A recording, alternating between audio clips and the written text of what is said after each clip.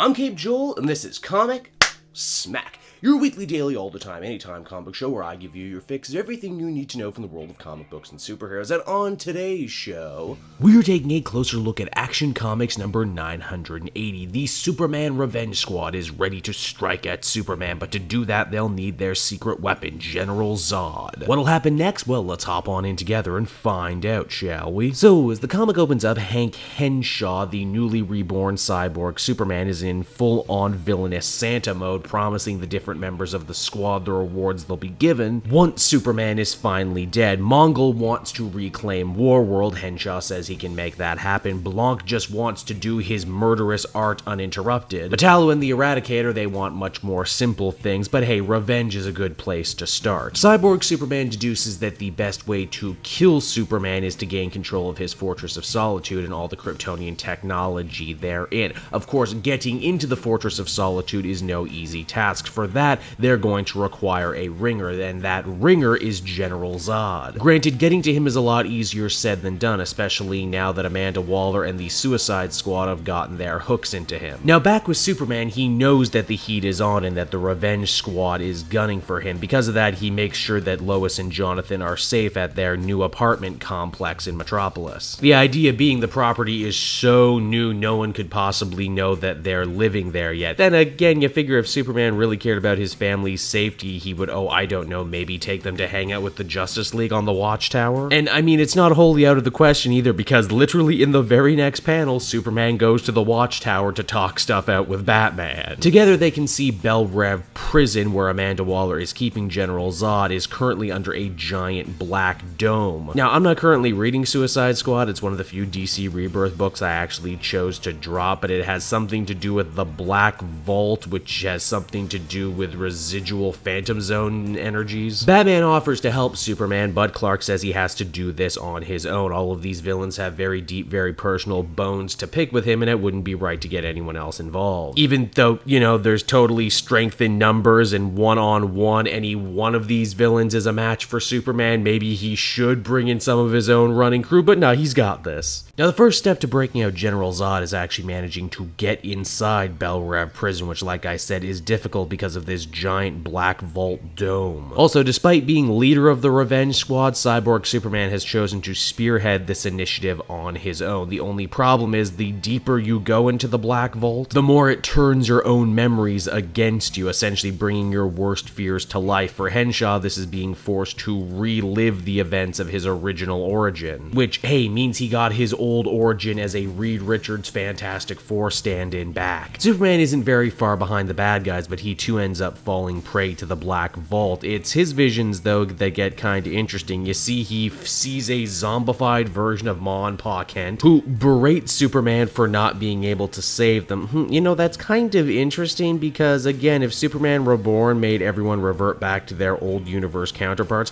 why are Ma and Pa Kent still dead? And if so, or did the same things kill them? Cyborg Superman is nothing if not sure of himself. With the help of the Eradicator, he manages to escape the Black Vault himself, and while he could very easily leave Superman to be killed by his own horrible memories, he opts instead to pull the Man of Steel out so they can play happy slaps with one another. And then, once it looks like Cyborg Superman is actually getting his butt kicked, he decides, you know what, maybe it's a better idea if I throw you back into the Black Vault. Which he totally does, and as the comic winds down, more undead figures, manifesting Superman's shame of not being able to save everyone all the time, start gunning for him. There you go, everybody. Action Comics number 980, and despite some logical inconsistencies here and there, I did still very much enjoy it. The cover is, of course, misleading, promising us Zod, or at least Zod's ass, only for him to not show up in the comic at all. Still, what's been working about this series all the way through continues to work in this issue. The strong focus on Superman, his connection to his family, as well as old foes and old faces coming at him in new and interesting ways. Overall, I'd feel comfortable giving this one an 8 out of 10. So, there you have it, everybody. Another Superman book on the books for you. I hope you enjoyed it, and while I I have your attention, why not check out some of these other videos I have on offer from the channel? Want to stay up to date on all the newest Cape Joel content? Well, there's no better way to do that than to head down to the description of this video and follow me on Twitter at Cape Joel. And lastly, if you like my content and want to help support the growth of the channel, there's no better way to do that than to become a patron. Patrons also get exclusive access to podcasts and videos before anybody else, and you can do so for as little as $1 a month. And you can find the links to all of that, you guessed it, down in the description of this video. So until next time, everyone, this has been Cape Joel. Thank you so much for listening, and I will see you again in another video. Bye-bye.